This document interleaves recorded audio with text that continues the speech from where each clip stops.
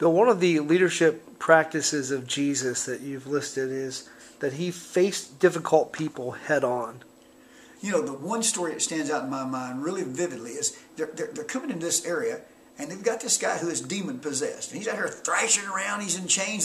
They got him kind of in this cave thing because nobody can deal with him, okay? Jesus comes out. He goes over and talks to the guy, you know, and he gets rid of this demon that he's got. You know, all of us have some kind of demon we need to get rid of, right? He gets rid of this demon thing. This guy is calm. He's of a right mind, and he wants to follow Jesus. And Jesus said, you know what I want you to do? I want you to go back to your hometown and tell people what you just saw. Now, that was a story that really hit me when I think about Jesus confronting things head on. But then, he goes and he deals with these people in the temple.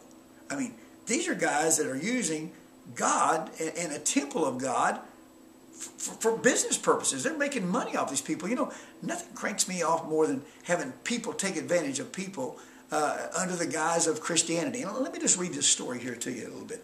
Let me read a little bit of this to you.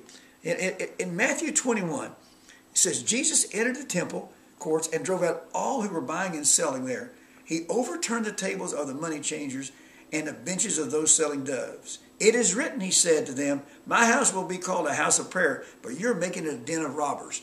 What these guys were doing, they were taking these inferior doves and these sacrifices that would be made, and they were charging an exorbitant price for it. And they were using the temple of God to do that.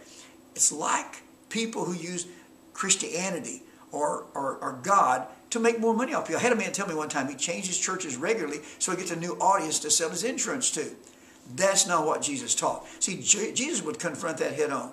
And I wanted none of my staff to ever use Christianity or God to gain an advantage that wasn't sincere or real. And I'm telling you, Jesus taught servant leadership. He didn't teach, this dictator type thing. He was a servant leader. And that's what he did. He served his people.